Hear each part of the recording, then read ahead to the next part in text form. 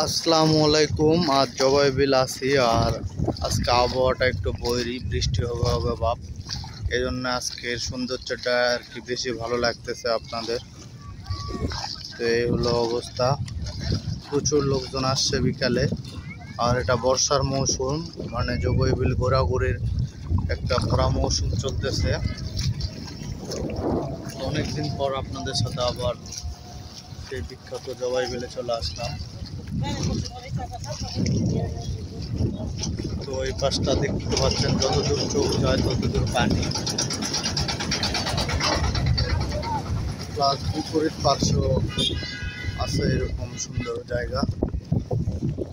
অনেকে মাইক্রোনি ঘুরতে আসছে, অনেকে অনেক আসছে আর কি।